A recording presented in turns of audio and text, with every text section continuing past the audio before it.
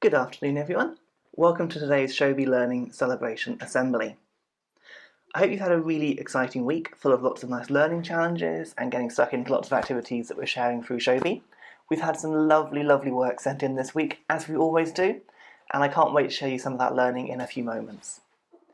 You may have noticed that I'm somewhere slightly different this week. I've ventured downstairs in my house for the assembly. That's either because I fancied a change of scenery, or because my little office room upstairs is very untidy and I didn't have time to tidy it up before the video. You can decide which one. I'll go for a change of scenery because that's a little bit better. I've had quite a nice week. It's been raining quite a lot. Lots of house jobs have been done. Lots of playing with the cat. Lots of helping you guys online. And yeah, it's been quite a nice week so far. I've absolutely loved this week getting to look at your learning on Showbie though. I've had so much stuff sent in. It's taken me pretty much a whole day yesterday to choose some of the best things to share, and I could have spent about 3 hours talking about all of your learning this week. Probably you're glad that I'm not going to spend 3 hours talking about it. I'll try and keep it short and sweet. But just be aware that there is so much great stuff on Showbie, and well done everyone for taking part so much and sharing what they've been doing. So we'll start off, as always, with Year 3, and we'll see what learning Class 7 and Class 8 have been sharing on Showbie this week. First of all, we've got an update on the sunflowers that Mrs. Peck's class have been growing. They planted these just before the school closed, and Jasmine's one at the moment is absolutely huge. Have a look at that. It's got to be well over a metre at this point, hasn't it? Absolutely amazing, Jasmine. We've had lots of sunflowers being sent in, and they're all racing up. I wonder who the first one to flower is going to be. Be interesting to find out, won't it? Keep pictures coming in of your sunflowers. We've got Matthias. Now, Matthias has been looking at measuring perimeter. And he's made a perimeter measuring device, which does look a little bit like a piece of string, but I'm sure there's a lot more to it than that. And he's been using that to measure the perimeter of lots of different objects that perhaps would be hard to measure using a ruler. So you certainly couldn't measure around a mug using a ruler, not accurately anyway. So Matthias has got a great system here, and he's done some really great measurements in centimetres and millimetres. So Matthias, well done for that. Shows some real ingenuity there, really impressive. Now, this week has been World Ocean Day. That was on Monday just gone. And a lot of the learning that's going to be shared today will be linked to that theme because it was such a big message that we all shared. So we've got Alfie here, and Alfie's made a poster about being water smart. So we've got some tips here on how to stay safe in the water. We've got at the top there all the different flags that you might find on the beach, which is really helpful. So the surfing flag, the danger, don't go in the water flag, and the one where it's safe to bathe in the water as well. Never swim alone, learn how to float, don't panic. All some really good tips there, Alfie. Thank you for sharing those, and hopefully people watching this can get some advice there for when you go to the beach next. Now, Lily has made this lovely poster about looking after our oceans, and again we come back to that theme of pollution and plastic in the ocean. It's such a big problem at the moment. So we've got this picture here of a turtle, and it looks like it's about to eat that plastic bottle, which is quite a powerful picture. It makes me feel quite sad looking at that, Lily. But we've got some really good information here. Leaving rubbish on the beach causes harm to lots of different sea life and pollution to our planet. We need to act now. I'll put this in the Penpol Times so you can read the whole poster. But it really does get you thinking and reminds you how important it is that we look after these beautiful resources that we have down here in Cornwall. Okay, Zach has been looking at researching a lady called Grace Darling. Now, Grace Darling was a very brave lady, and if you don't know much about her, I'd suggest you do a bit of research because she's fascinating. We've got some information here about how she was brave because she went out in a rough storm in the middle of the night and saved the people even though she could herself have drowned. I can hear a cat coming, hang on a second. Hello. Hello, Mr. Tibbs. So I'm getting gate crashed by a cat now.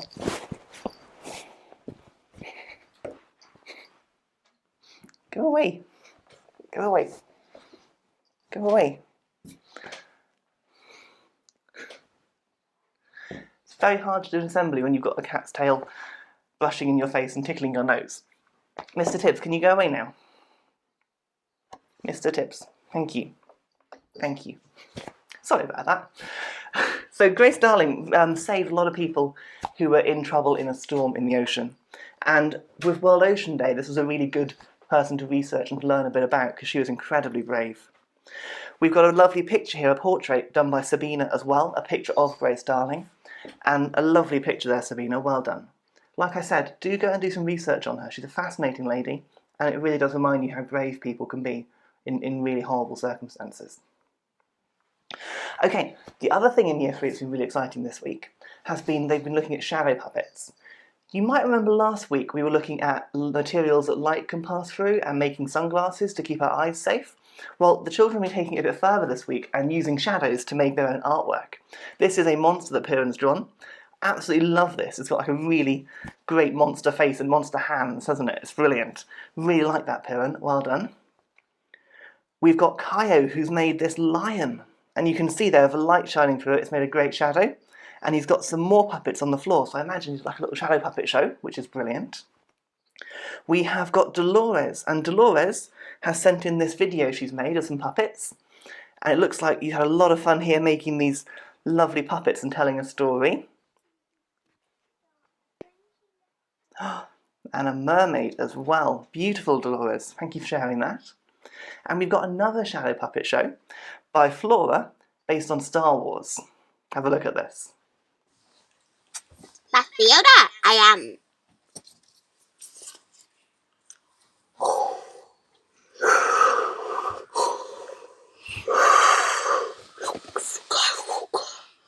I am your father.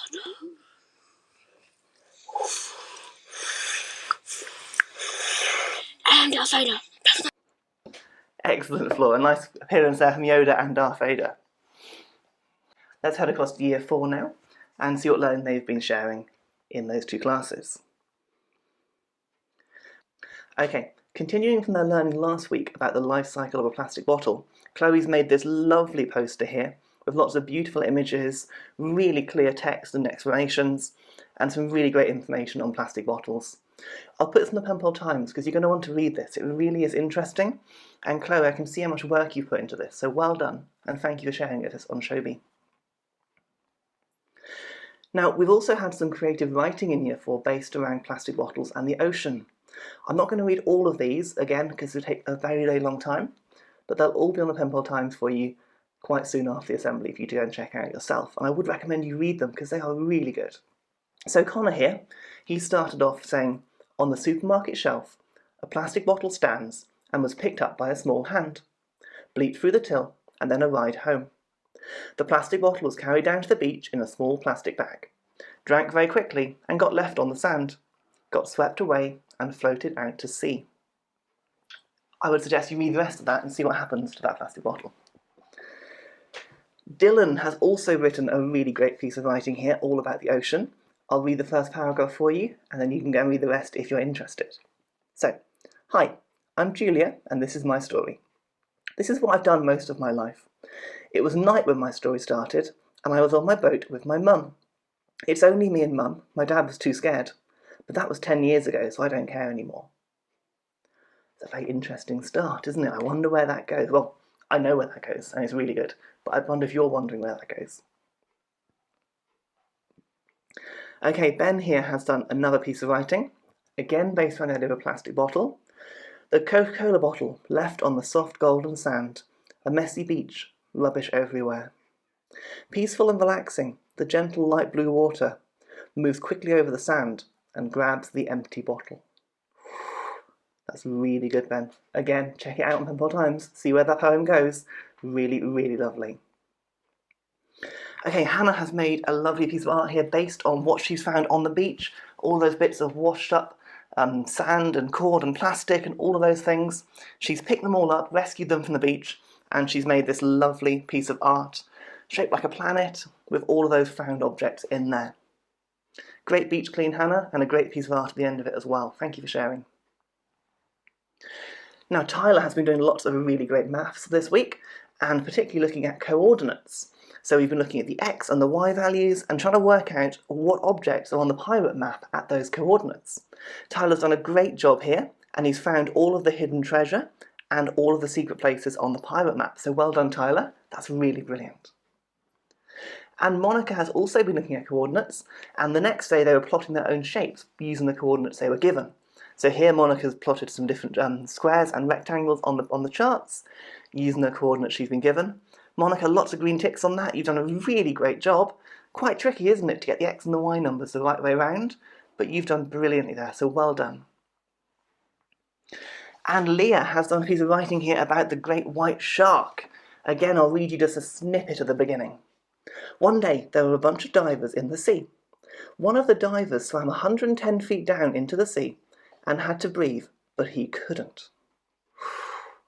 Ooh, that sounds very dramatic already. Go and read that one, Penpol Times. Leah, thank you for sharing a beautiful piece of writing, and it's great to see that creativity and imagination shining through. Now, Morgan has written some sentences in Spanish. Lovely bit of languages learning here. I'm not going to try and read these because I can't really read Spanish very well or speak Spanish very well, but I'll let you have a read of these and see if you can work out what Morgan is talking about. Elsie's made a video here which I'll play for you now.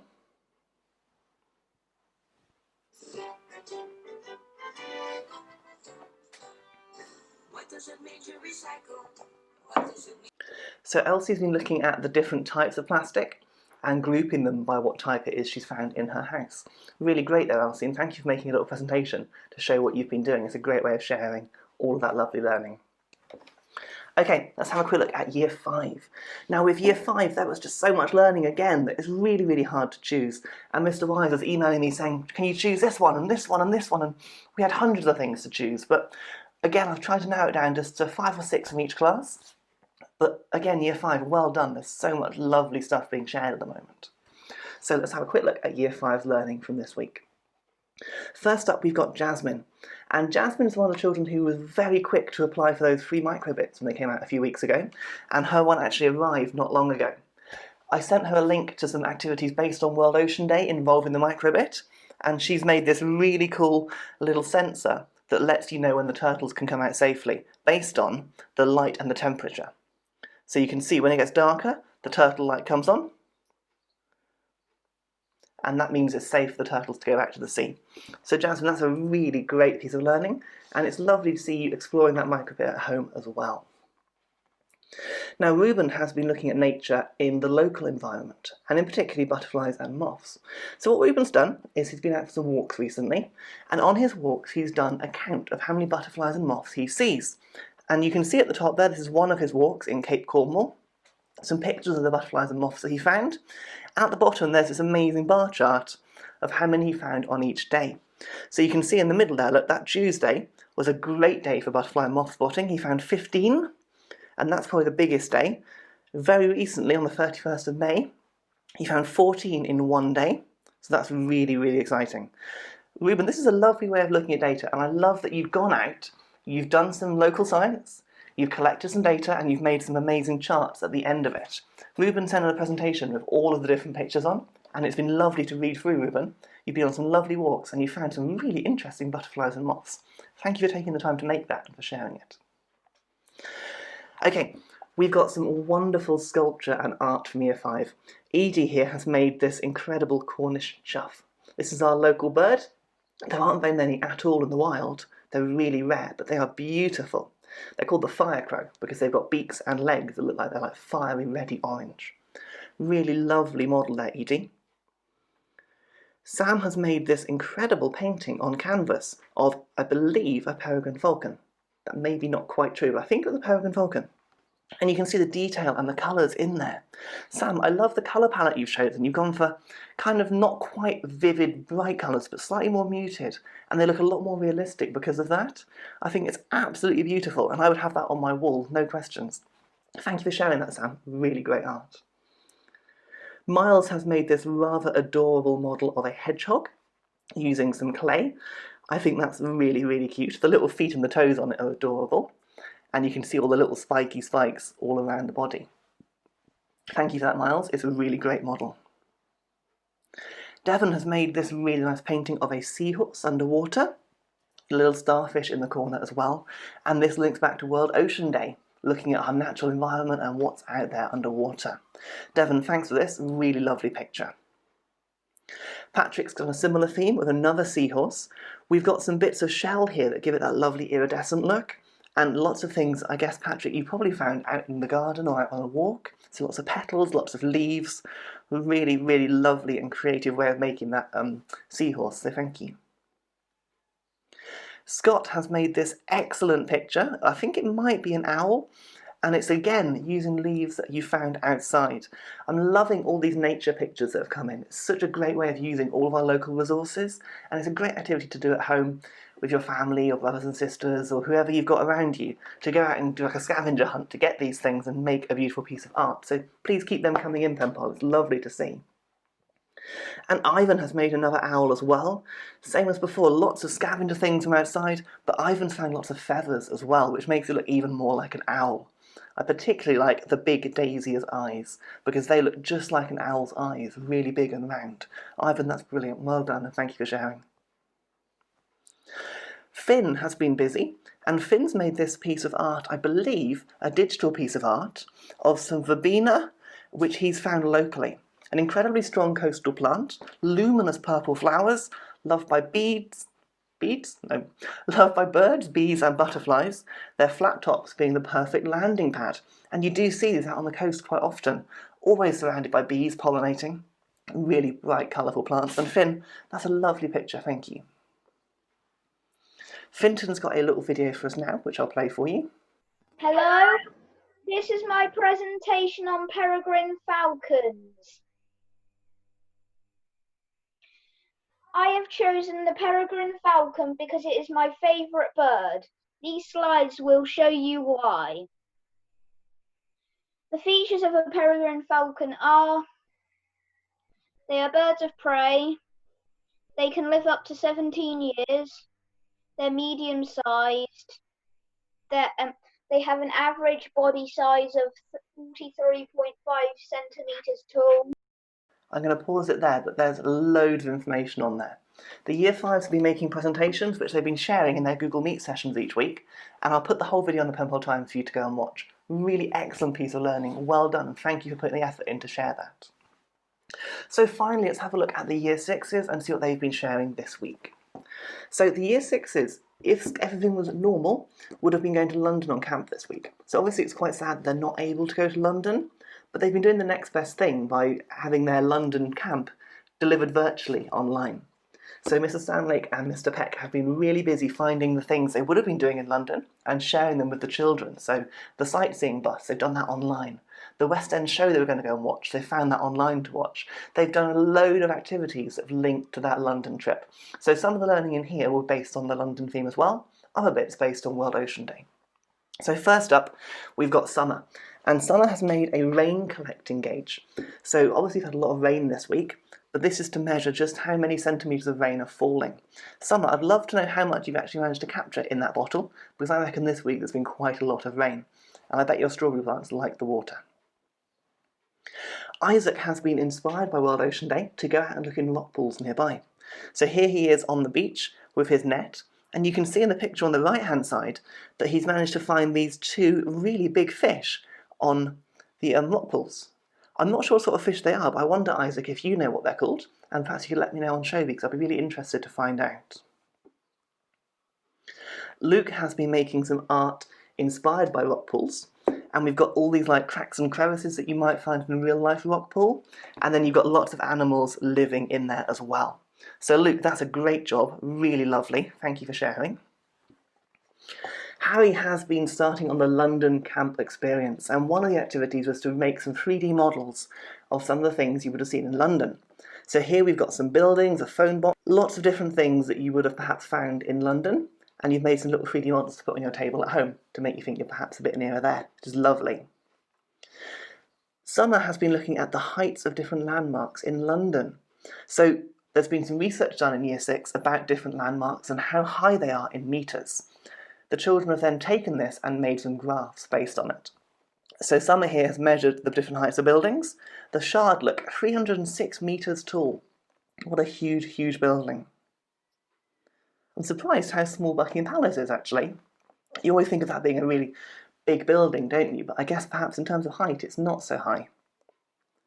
Harrison's done the same, but he's actually drawn the different things the right height on the graph, which is really clever. So you can see the Shard, the London Eye, Big Ben, all of these different landmarks in London, and it's nice seeing them visually, isn't it, to see how big they are compared to each other, because they're not all together, so you can't see that in real life. And Imogen has done a very similar thing here, with some different buildings though. So again, we've got some different London monuments in there, some landmarks, and we're looking at the height to see which ones are biggest. Really lovely learning that Year 6, thank you. Now Grace has done a fact file on the London Eye.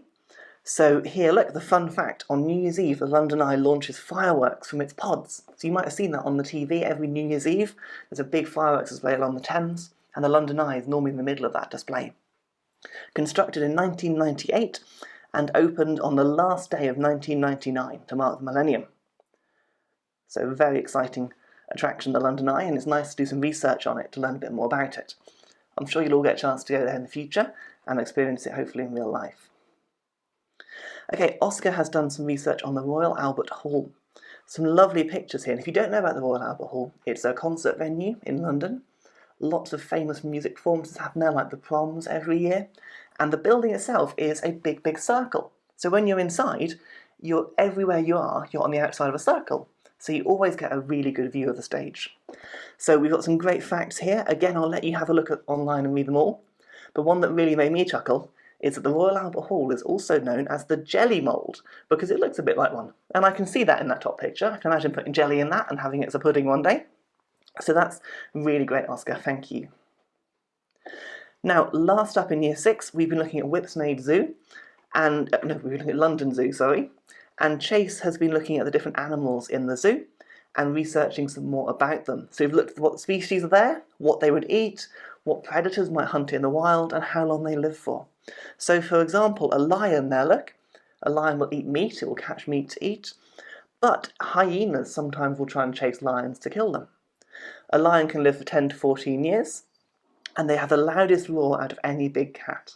So that's some really great information there, Chase. Thank you for sharing. Alright, let's have a look at some of the entries from the Tower Challenge. I've chosen the biggest ones that were sent in, and we'll have a quick look at some of these entries now. Thank you all for taking part as well. Hope you had fun building your towers. So I've tried to put these in kind of a height order, building up to the biggest one.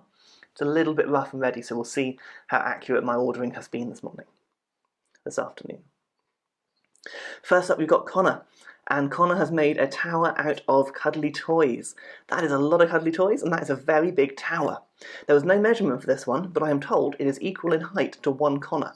So however tall Connor is how tall this tower is. We've then got Ada, and Ada's one is 190 centimetres. That's a bit taller than I am. So she's made lots of cushions and pillows there, and it looks like Ada can't actually reach the top of that one, which would make sense because she's not as tall as I am. Yeah, that does make a lot of sense. But that's a great tower, Ada, well done. Now Ben has made two different towers. The first one he's made is out of rocks and stones on the beach, and the second one is out of base 10, which you're probably more used to using in maths and not quite so used to making towers out of. But Ben's tower there looks absolutely huge, so I've put him just a little bit taller than Ada's one, because I reckon that's probably a little bit higher. So well done, Ben, two great towers. We've then got Flynn, and Flynn has made this tower again out of cushions, but I've just realised the measurement, 1.57 m, so it's not quite as big as Ada's. So not quite in the right order there, sorry about that. But still, Flynn, a great tower, and thank you for sharing. And then last up, the tallest tower that was sent in was from Oliver, 3 metres and 33 centimetres. That is incredibly tall. You use lots of different boxes and tubs and all sorts of things, and a stepladder to help you measure it. Oliver, that is an excellent effort, well done, and thank you for taking part in our Tower Challenge. Okay, so that only leaves me with two things to talk about before the assembly finishes for this afternoon, and before you can go and enjoy your weekend. First up, it is the next Showbie challenge that I'm going to set you to try and do by next week. So it's an invention challenge this week. We did our inventing a chair challenge a little while ago, and that was really popular. So we're going to do one a little bit similar, but this time you're going to invent a meal. Invent something that you want to eat. Now, I'm not talking about a meal that exists already, I'm talking about something a bit fun and a bit wild and a bit creative. So I might fancy a pizza, but on the pizza, rather than just being like pepperoni or something boring, there would be different food from all around the world. So maybe some tapas, maybe some Italian pasta, maybe some curry, maybe some Mexican burritos, all sorts of things around the world, and I would call it my around the world pizza. So that's my idea. You can't copy that, but you can definitely make your own invention of a meal that you want to do. To help you with this, I'll put a page on Showbie that will look a bit like this, and on there's a plate and a list of ingredients, so you can draw and write what will be on your meal. Give it a cool name as well if you want to, and next week we'll have a look at some of these exciting and creative meals that you've invented, your dream meal. Bonus points if you want to cook it yourself, but you don't have to. And the last thing to remind you about this week is Miss Holcroft's English Writing Challenge. I'll put the poster up on the screen now, and make sure that if you haven't started this yet, that you give it a good look. You've got just over 2 weeks now to enter. It's due in not next Friday, but the Friday after, and there's an assignment on Showbie especially for this. So your piece of writing could be anything you want. It could be a poem, a newsletter, it could be a fact sheet, it could be a story, it could be anything. But the important thing is you have a lot of creativity and a lot of fun doing it as well. So when you're done, put it on Showbie, and I'll go straight to Miss Holcroft. All right, well that's the end of this assembly.